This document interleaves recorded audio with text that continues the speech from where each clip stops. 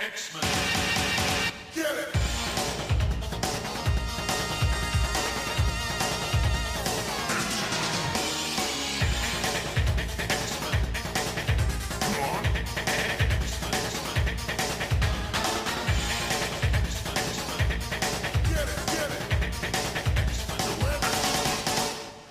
Hey everyone, and welcome to another exciting episode of Battle of the Atom.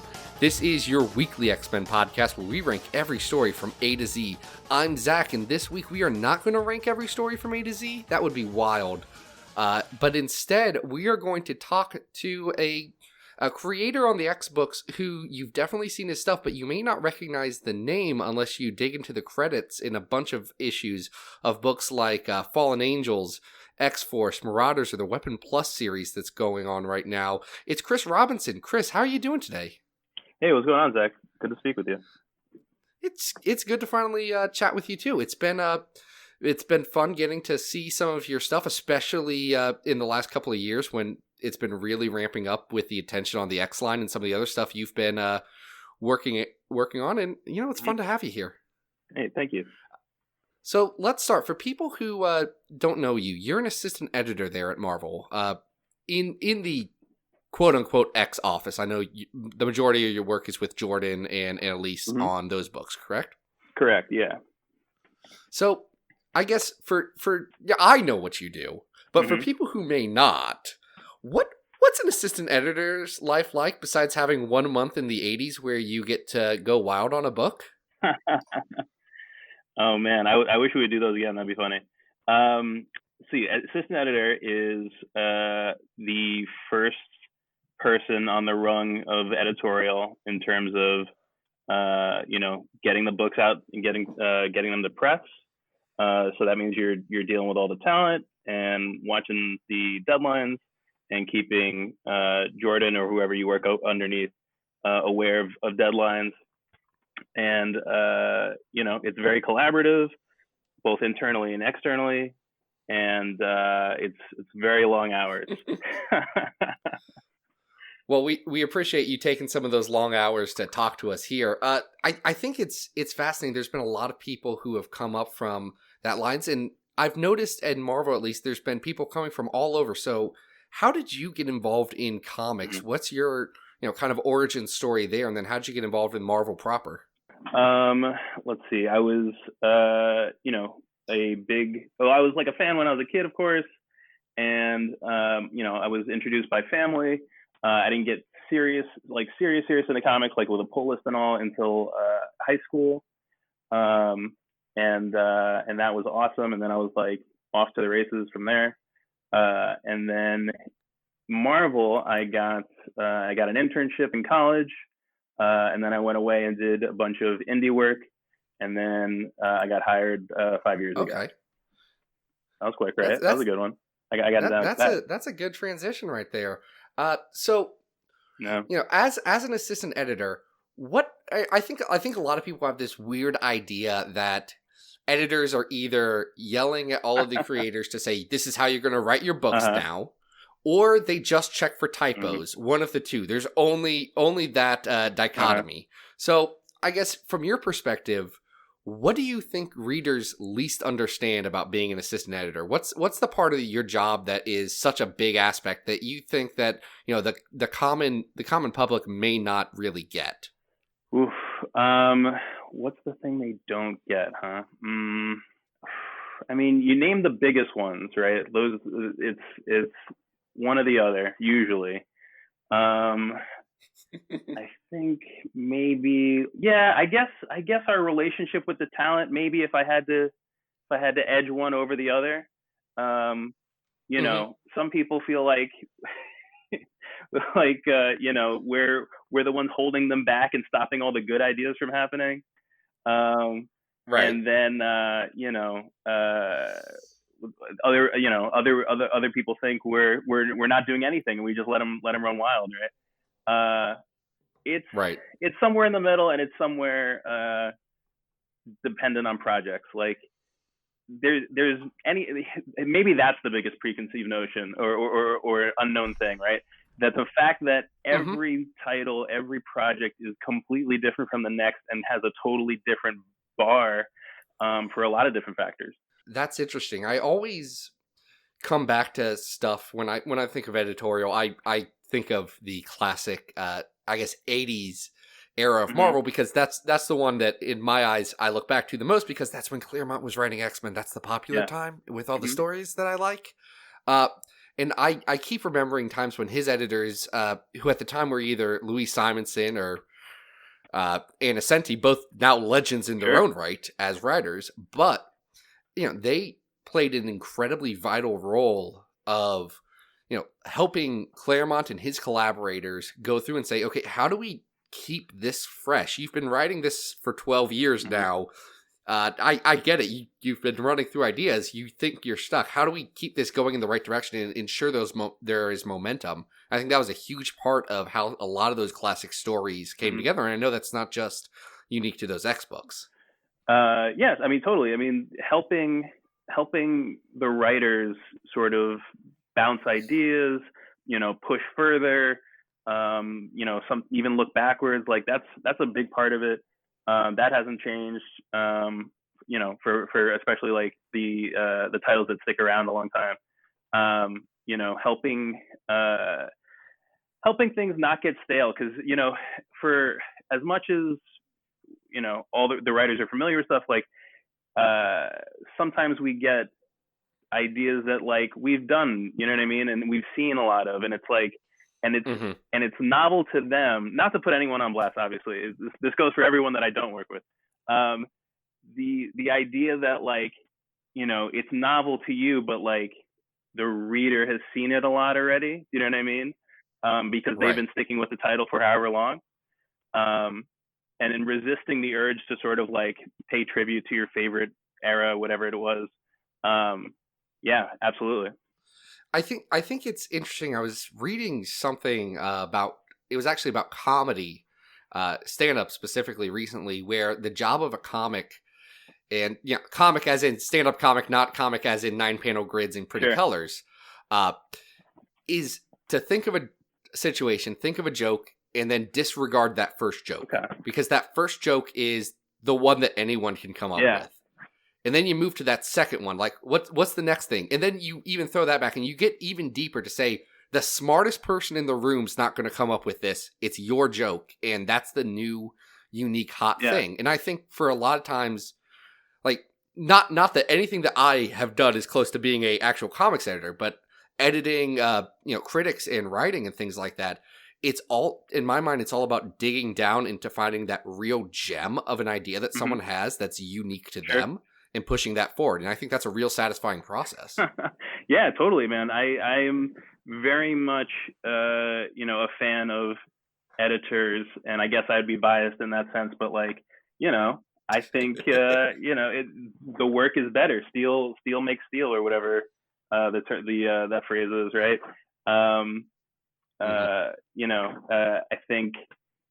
I think that it's a plus for everybody to dig, and we can all sort of get the same, like, if you don't believe us, or you and I, Zach, I'm speaking to the general populace listening to this. Yes, the royal us. If you don't believe us, you can check this out yourself by like the next time you think of something funny and want to tweet it, like search and see how many other people have made the same joke, and then you can choose to make the joke or not if you want to, but just be, just that's your test, right? There you go. It's the proof. Absolutely.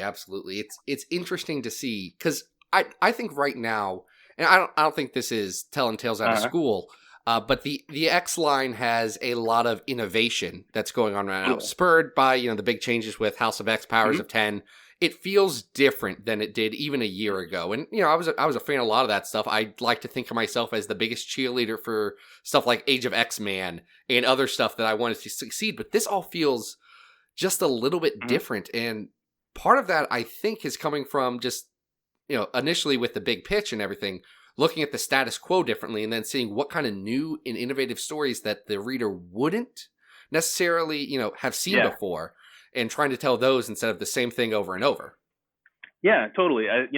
Jonathan Hickman, we should just put it out there. Like, this guy this guy's the best, man. Like it's corny to to repeat this over and over again, but you know, this is not new information. He's awesome. And I think that, you know, especially myself, being the longest person in the current X office, I think that, you know, I've seen every type of death and destruction X-Men story, I feel like, that you could tell at the time.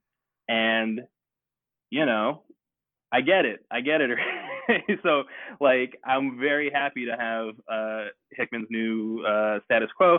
And you know, I think the best thing to come from the status quo, right, is that he made it believable. When people pitch stuff or have ideas, you can pitch the crazy thing. Will I buy the crazy thing? His new status quo makes you believe in Xavier and Apocalypse shaking hands. Do you know what I'm saying? And that is the magic of it, really. Yeah, I totally believe it. It's been fascinating to see not just what he's done, because you know, he's a writer I really like, but seeing what other creators who have taken that idea and run with it. You know, something like, and it's not a book you're on, but like Teeny Howard's Excalibur, and Teeny and Marcus's, excuse me. They're taking an idea that couldn't be done a year ago, and probably wouldn't have been, you know, just looking at that book, something that would have just come from like Hickman sitting around saying, what do I want to write? But turned into something really new and interesting in a book I'm really enjoying. 100%. I don't work on that book, and I love it. It's fantastic. Teeny and Marcus are doing a fantastic job. But to your point, I know for a fact a year ago that book could not have happened, because a year ago, Jordan and I were talking about, hey, how do we get Excalibur to happen? Hey, I guess it can't. You know what I'm saying? Like, it will have to have been more than a year ago, because we started all the Hickman era planning stuff around that time and beyond. But you get the idea. The thing was, we wanted to do Excalibur, but we did not think it was viable, because we just didn't have the thing. You know what I mean? I'll tell you, it's been a running gag with every creative person I've talked to on this podcast. You know, like, what kind of story would you like? Oh, I'd love a chance to run an Excalibur. I'd love to be able to do something with it. And this has been going back 2-3 years now. Everyone's wanted it, and just couldn't find the right time to make it work. Totally. 100%, man. Excalibur is one of those titles that is like, has its fans. It comes back every once in a while, for sure. But it's like, is it going to be your time or not? You know what I mean? And this was one of those times, and it was great. Yeah. Now, you've been talking about a lot of the positives, a lot of the real root of what an assistant editor does. What I'd like to know is, for your job, what's the most satisfying part? Like, what's the part that makes you come home from work and say, you know what, this was good. This was worth it. Great question. I would have to say, I guess people enjoying the books, like that is rewarding at the end of the day. I like when people like the books, and I don't like when they don't like it. But I also don't let that, like, you know, tell me what to do or anything like that. Like, you know what I mean? Like, I want people to, as many people as possible, to really like these books and want to like seek them out over, you know, other entertainment, other comics, and that is fulfilling to me. But you know, on a smaller level, you know, having a really well done book is also rewarding. So yeah, that's what I keep for the books that no one else happens to like. I'm just like, yeah, no typos. All right. Little victories. Now we're gonna move into your specific projects in just a second, but we had one last question here, and it's been something of great debate, which I think you can at least provide a perspective on. Okay, I'm ready. Let's do it. Who is the funniest person in the X-Men Slack? Who is the funniest person in the X-Men Slack? I've gotten answers from several people, and I'm curious to hear yours. How long ago? Because I think it tells you a lot about a person. How long ago did you get these answers? Because we just added Chip Zdarsky. This was explicitly pre-Zdarsky. This was pre-Zdarsky. Yeah, against our better urges, we added Zdarsky. So we'll see how that plays out. but pre-Zdarsky AD. Let's see. I would say, I don't know. Jerry's pretty funny. But also, like, Hickman is funny because he says things not meaning them to be funny, which to me is even funnier. That's so on brand. I can't even believe it. Yeah, he says things and means it, like, not as a joke. So, which to me is like true comedy. But Jerry is just very funny and quick on the draw for like actually trying to make us enjoy ourselves. So, well, that's good. That is good to hear. Now, these Donovex books, they're all the rage right now. They're hot. They're what the kids are craving. But you're doing other stuff too. I do so much stuff, Zach. It's crazy. Why am I doing too much? Well, that's one of the questions I have for you, because one of the projects that you've really been spearheading is a. I'm going to throw this out here, and I mean this with all goodwill and sincerity. It's a weird one. All right, which one? Weapon Plus. Right. You decided to take a throwaway line from Morrison back in 2004 and expand on that to previously unforeseen sites. For those of you who don't know, sitting at home, there was a one-shot last year that was Wolverine and Captain America Weapon Plus, where we learned that the Weapon Plus program involved so many more people from the Marvel Universe, including but not limited to Venoms, Man-Things, Brute's Forces, and what else is in there? I mean, Luke's Cage. But we haven't really seen that committed. Well, yes, there's a Typhoid Mary thing. Yeah, haven't gotten to that one yet, but it's out there in the ether. Man, so it was.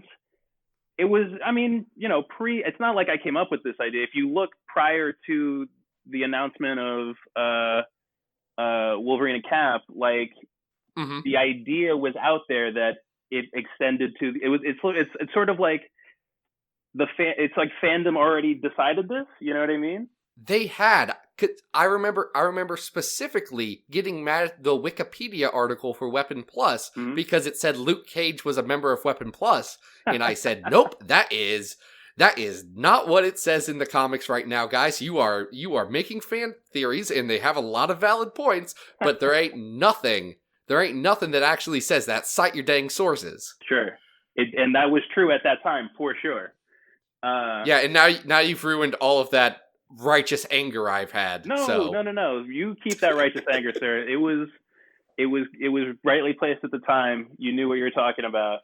I mean, it wouldn't have been interesting if it had already existed, right? Right. But what do you call it? Being able to, you know, like I said, so like this is like another thing, sort of, I guess, that assistants or editorial does, where you know, you try to find places, things that people will find interesting, and then, you know, explore it. You know what I mean? Whether that means, like, you know, we explore it as editors, or we tell a writer, like, what do you think about this? And then let them do their thing. It's part of the gig is, like, what would people find interesting? It's been interesting enough that I remember those rumors from, like, years and years ago, and they still persist. So, like, on some level, it's already proven its interestingness, right? Right. So yeah. So find you know, taking that germ and expanding it getting it expanded to a larger story, a more you know, more an actual story, was really awesome. So. Yeah, so right now you've been telling this through a series of one-shots. The first one was with Ethan Stacks and Diogenes Neves. The second, which was Absolute Carnage Weapon Plus, a book that forced me to figure out what was going on in Absolute Carnage, was by Jed McKay and Stefano Raffaelli. And then now upcoming, I think maybe the week after this interview comes out, is Ben Percy and Georges Jonty. Yep. Georges Jonty, excuse me. World War IV. I'm sorry, World War IV. it's very difficult Correct. to get rid of that pun, which is about manslaughter. It is, Chris, he's a big man thing with a gun. Yeah, man, isn't that rad? Are we allowed to swear on this? Because I would definitely swear to talk about manslaughter. I mean, we can put a bleep. We can put some bleeps on some cusses. No, as long as people know that I definitely would have added some swears to saying manslaughter's name. Like, instead of the amazing, you know what I'm saying? Like, that's going to be his superlative. You know what I mean? That's very good. I can tell you, when I was lucky enough to be the guy who got the press release to introduce manslaughter to the world. That's right. I was sitting in the back of a rental car because I was running to a customer in the middle of Texas on a big old business trip. I had very little sleep. I opened up my phone, and my Marvel PR guy, who I'm not going to put on blast here, but he knows who he is, did send me a picture of a man-thing with a machine gun, and I had to explain to the 70-year-old sales guy I was with and my boss why I was cracking up so much. Did they get it? Did they like it? What was their reaction? I'm going to tell you, the one sales guy is a little old and a little racist and hasn't read a lot of comic books, so he probably didn't get it. Okay. My boss just kind of rolled his eyes and said, okay, whatever. Zach, this is kind of weird. Can we focus on HVAC equipment now? I was hoping he would dig it. I mean, we got the giant American flag, the crazy, like, repeating machine gun.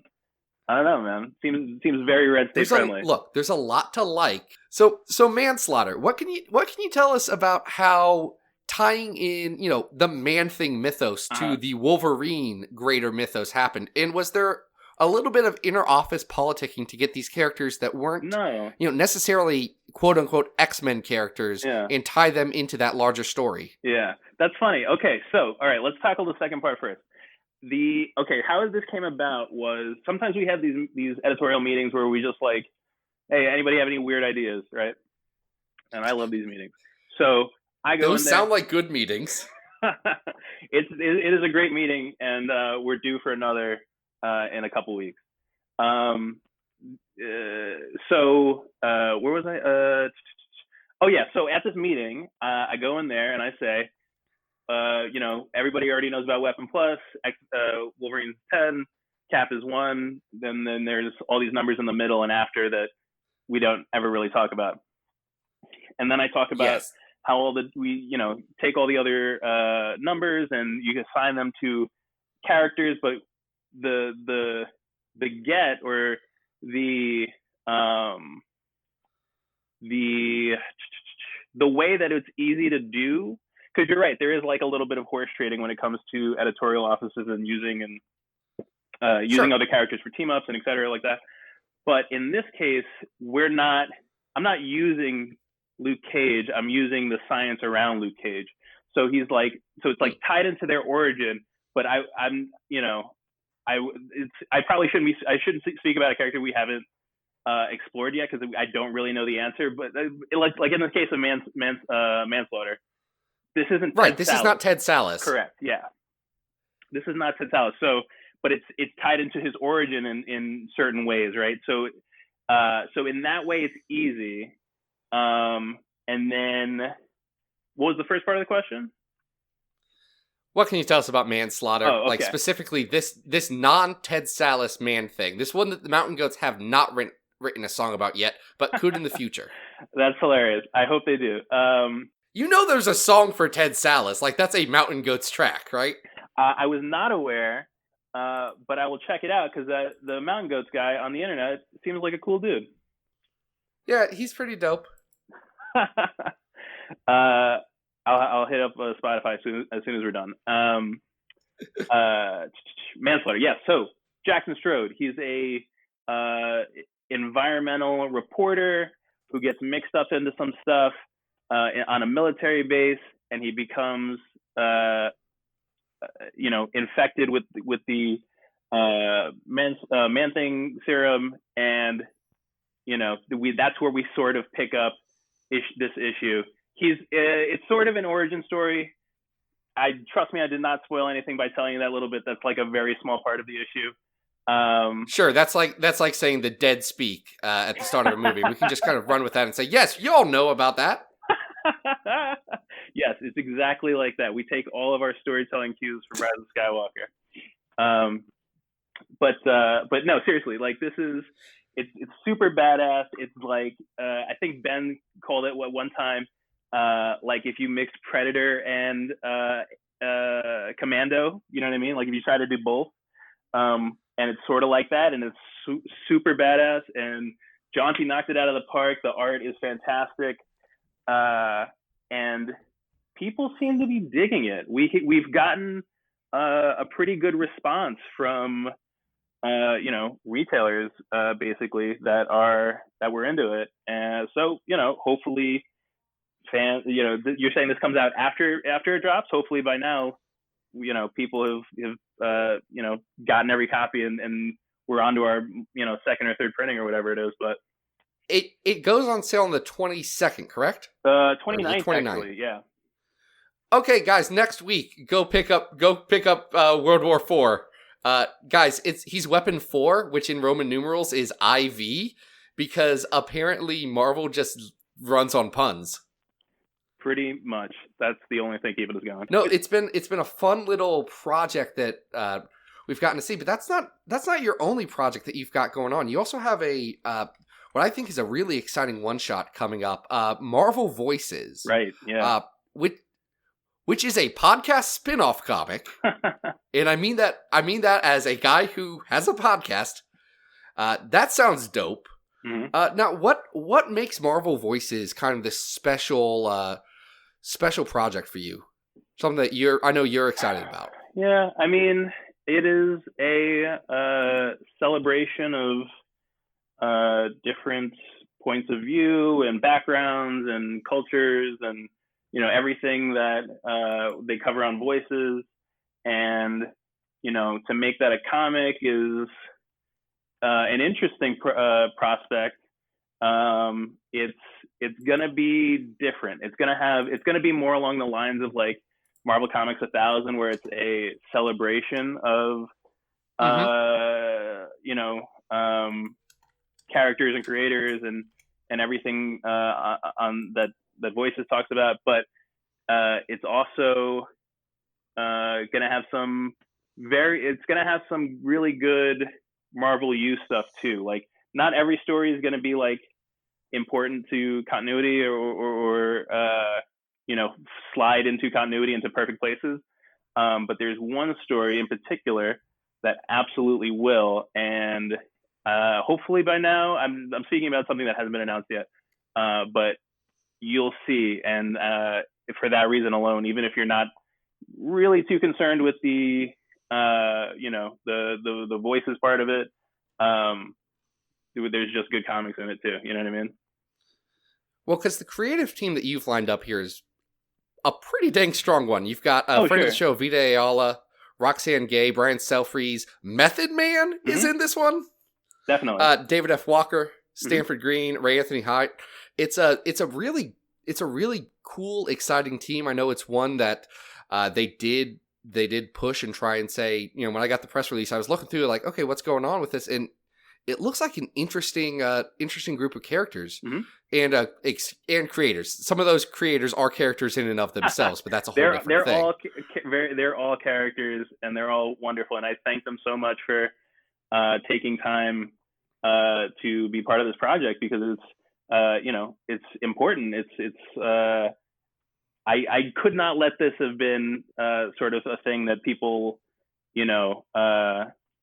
we just knock out. You know what I mean? Like it had to be special for a lot of different reasons, and I knew that the folks that are being part, and also like that's not even a full list. Like I'm not at my desk, otherwise I would have the full list in front of me. But it's a I got.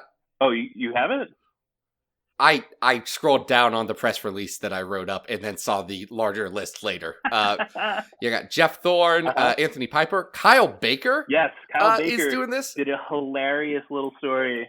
That's very funny. That's very good. It's been a while. y'all may not recognize Kyle Baker. He did a lot of he's done, those, you guys know those funny X-Men one page like Sunday Funny strips with like Jean Grey saying, "Oh, she's dead right now, try back next week." That's Kyle Baker. He's a legend in and of his own right. Absolutely. And doesn't get talked about enough. Yeah, man. Evan Narcy's in there, Chuck Brown, Rob Markman, who else? Stanford Green, we already dropped. Lucano Vici, who just got a book announced today, New Warriors, which looks super dope. Man, he's amazing. Big talent, that guy. And someone you've worked with in the past a lot, Natasha Bustos, is doing stuff on here, who you worked with on Moon Girl and Devil Dinosaur, and who has, for fans of this podcast, art on the Patreon or the Kickstarter reward for close your ears, you're not allowed to hear about unauthorized product of the Bish and Jubes Kickstarter trading cards. So go check those out. This is a dope team. Now, one question I did have for you, Chris, is Marvel puts out a lot of these kind of one shots for different reasons throughout the year. As an editor, what makes working on one of these special, and how do you make one of these stand out above the noise? Since there's no joke, a lot of Marvel comics coming out every week. So how do you approach something to make it something special? You're talking about the voices specifically, or anthologies? I guess in this case, voices specifically. Okay. In this case, voices specifically, man, it's tough because I don't know that we should be too concerned or I think there's a difference between being more having more press than certain other titles, right? And reaching the people that I know want this stuff, you know what I mean? That I know are interested, and because man, it's tough to explain. Well, maybe I can just. I mean, it's more than just a bunch of issues or a bunch of stories, right? It's more. It's bigger than that. It's it has all this extra meaning, and so from that perspective, we approached it a little bit differently. Like.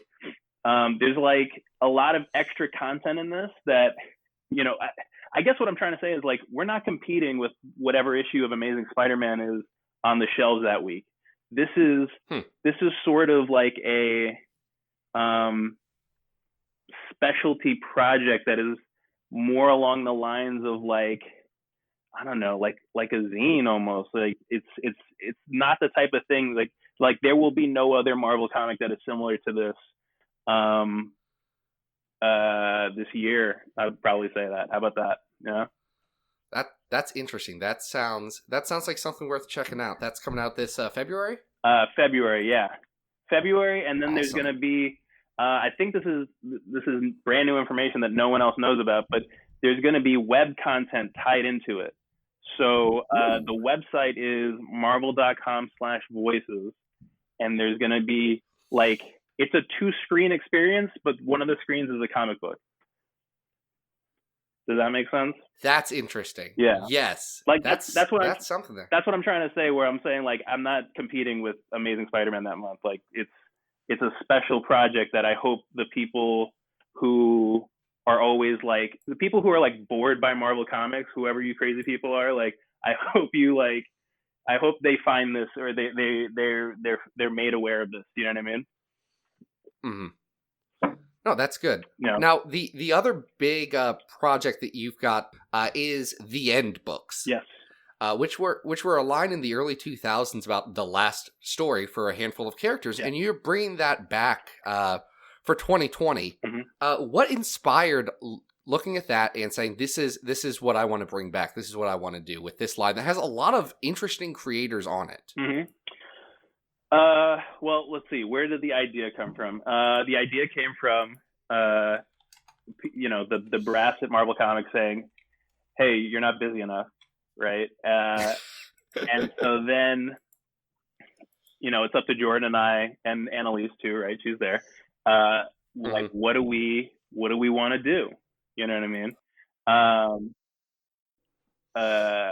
And part of being an editor, right, is what will people like? And the way I go about it, for better or worse, is to think, what did I like, and how do I like, what can we do in that vein, right? So I fondly remember those early N books. Some of them are really, really, really good. I think the Punisher Max one is probably the best one ever. But is that a Garth Ennis, Steve Dillon book? No, Garth Ennis and Richard Corbin. Oh, okay. Yeah, and it's incredible. And if you haven't read it, change that. I've not been the Ennis Punisher is a big old blank spot in my reading history. Everyone says it's great, and I believe them. Just not gotten around to it yet. Well, they're right, but this is I think like 50 pages or 60 pages. Like, it's a little tiny OGN that you could finish, and you don't have you just have to know what the Punisher is, and you already know that. So go. Yeah, I'm on top of him. He's in a video game, and my son has a very small toy of him because he's a children's character now also. Man, honestly, I tell you what, my son got an advent calendar that the Funko people put out that had a lot of Marvel characters. There were some weird ones in it. It was weird seeing Spider-Gwen in it. Just, not that she's not popular. She's in a very popular movie. It was just weird seeing a character whose first issue I bought, and like, oh, you're a toy now. People know you. Wait, are you talking about Spider-Gwen or the Punisher? Spider-Gwen, but then there was also a Punisher toy, and I said, well... Got you, okay. There were 24 whole toys. First of all, in there. That sounds amazing. 24 toys, that's crazy. But what do you call it? That's interesting. Like, doing the Punisher as like reinventing the Punisher for children. You know what I mean? Like, is kind of interesting to me. Look, you got that wild idea meeting going on coming up soon. That's true. This is the kind of thing that goes in the wild idea meeting. So for the End books, you actually have some creators who've not done some work at Marvel in a while. I'm thinking especially about Adam Warren and actually Eric Larson, who's doing writing and the art on Captain America. What kind of got you to want to reach out to these guys who hadn't really been involved in Larson's case, a very long time? Sure. Well, let's clarify. Let's take a step back. The N books, there's 6 of them, and I do half of them, and Jordan does half of them. Okay. Yeah. So those guys specifically. So which ones are yours? Mine are Captain Marvel. Captain Marvel. Oh boy, you put me on the spot. This is the hardest question of the night. Captain Marvel. It's Doctor Strange. Doctor Strange right. is one of them. Doctor Strange. We just talked about it. And then Miles. Off air. Okay. Yep, those are my 3. Although Jordan's are very good too, and he is a huge fan of Eric Larson. And although, like, let's be fair, I think Larson did a Spider-Man, or he's doing a Spider-Man thing. I don't read Spider-Man that much. You guys are putting out too many X-Men books. I only have so much money, dude. I am a big fan of Spider-Man too, but I've also fallen behind in my reading because we just do too much stuff, man. It's we do enough we do enough enough to fill your entire day probably. Well, that's good. Yeah. Now we've got one more question that I want to ask before we get over to listener questions. Sure. And this is about an assistant editor's. I just want to hear your gut feel. Okay. I'm going to give you a line that was in one of the most recent Marvel comics I read from 1996, and I want to know, gut feel or not, would you allow this line in a comic book in 2020? Okay. So here's the scene. It's a man and a telepath overhearing his thoughts. Quote, "I would let her step on my chest with stilettos." Would you let that be the opening line of your big comic event in 2020? My big comic event? I don't know. The biggest event. It's the opening line of Onslaught. That's how Onslaught opens. No one remembers that. Oh my god, that's wild. I mean, does something bad happen to this guy, like in the next page or something, or? No, it literally just switches to someone else's conversation. That's hilarious. I would encourage the writer to rethink that one.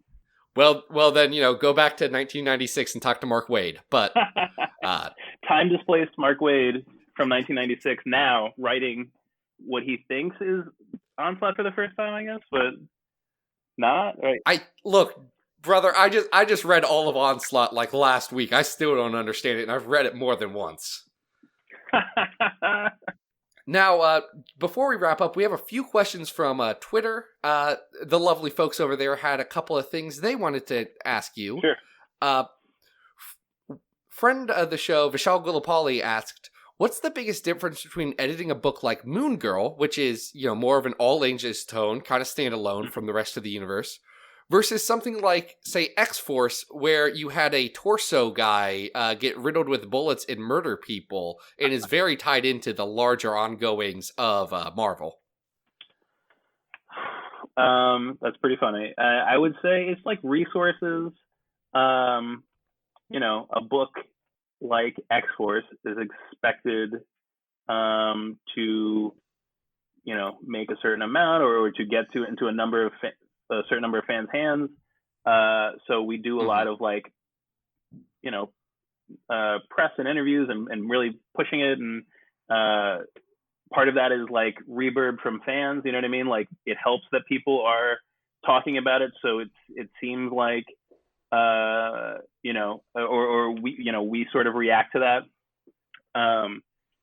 But a book like Moon Girl is very different because while this is going to sound crazy, but I would say that they probably have the equal number of fans, right?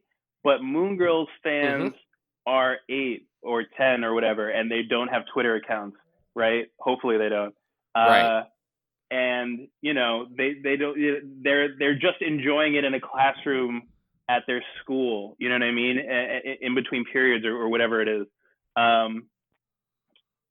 It gets a different set of resources basically that make those two books operate differently because that's what they need. Like I said, from the beginning, like every project is so different from what's expected of it and what it can do, and they're not treated the same, and nor should they be. Our next question comes to us from Robert Secundus, and he wants to know, you previously edited the Domino ongoing and her mini hotshots that came out of that, and you are also editing the character on X-Force. Do you see any real, how do you connect those two things where you've had a establishing, work with the character and then moving it into a different environment, a big team book that has a much different tone? Well, she got the same costume, so we're off to a good start. She's got that beautiful David Baudion costume. Yeah, that costume is a winner, buddy. But are we gonna get into connecting the dots from that series to this one? No, but we're also not gonna dispel or break that stuff. You know what I mean? We're not gonna see the casino boat, but we also don't say that the casino boat doesn't exist, right? Look, all I'm saying is you've got an island, you've got pirates, a casino boat could make sense. Absolutely. And who's to say that you won't see that when we, get annuals or arcs that are specific to Domino? Like the fact that this is a team book also plays a big part of that, right? It's, you're trying to service a lot of different characters and storylines. So, wait and see is the optimistic answer, I think. No, that's good. And then this will be our last question because I know we're running a little bit. This is Asimov Fangirl, and they want to ask, just a nice light question. Okay. Is there any book, comic, movie, or anything that you've read, watched recently that you're excited about and you want people to know about? That I'm excited about. That you personally, Chris Robinson. let's see. I'm super excited about Uncut Gems still. I have not seen it. Everyone describes it as an anxiety attack, and I'm like, I don't want to do that in my day. Yeah, it's definitely like that. But it's fun, I guess, to me at least. Let's see. I'm halfway through No Longer Human by Junji Ito, and I'm liking that. I mean, this is like cheating, right? Like, this is like very self-congratulatory, but whatever. We're working on a new X book that is really, really, really good. It's special, you know. And hopefully in the next couple of weeks, you guys will know about it. Very exciting to hear. I know there's a lot of good stuff going on right now, and looking forward to more in the future. So, Chris, that's what I've got for you today. Awesome. If people want to, get in touch with your brand or anything, or what you've got going on, where can people find you? I am at Chris Robinson on Twitter. Just like my name is spelled in the books with an at. Hopefully I could figure out how to get my Pokemon Sword information out there, because I want people to like send me stuff. I just got to the post game, and I'm very excited to keep filling out my Pokédex. So trade with me somehow. Who was the Chris Robinson starter? Who was your starter? Oh, my starter was the monkey. What was the monkey's name? I don't remember. I don't know. I don't play Pokemon. Yeah, go ahead. I was just saying, it seems like a really fun game. I just cannot commit to playing Pokemon at this point in my life. I have children. They would take up all that time. That's true. I don't have any children, but it's sort of like, it's like doing a thing that you like. It's like sort of like mindless and therefore comforting. You know what I mean? I don't know. Oh no, I've been there. Yeah. I bought multiple Pokemon on a Nintendo DS that was very old, and spent a lot of time in college knocking that out. It's just been a few years since I have tried to catch them all. Sure. Some of us got now, the journey slow, you know? I guess. Now, for everyone else, you can hear this and all the other cool stuff. Keep up with the news of what Chris is doing and what Marvel's doing with the X books over on XavierFiles.com. It's where you get all the latest and greatest of news. We've got some discussions about all the new X books and some of the other books that are coming out. So I know we've got stuff about the Weapon Plus stuff that's coming through. I think two of the end books. Actually, two of them that you're editing, I guess, will be on there. Do not read them. You don't need to see our press. And then, you can also see the episodes here, but you guys have already figured out how to listen to an episode of Battle of the Atom. So that's great. On Twitter at XavierFiles, and that's about what we've got for you. Next week, folks, we have a really exciting episode. Alex Goldman from Reply All, a actual podcast with real people, is going to be on to talk about Glob Herman, which is a wild thing to say in my life, but that's happening, and I'm really pumped about it. So look forward to that, guys. Chris, once again, thank you so much for being on. This was a great time. Hey, thanks so much for having me, Zach. This was awesome. Great. Now, until next time, guys, this has been Battle of the Atom. We hope you survived the experience. Get it!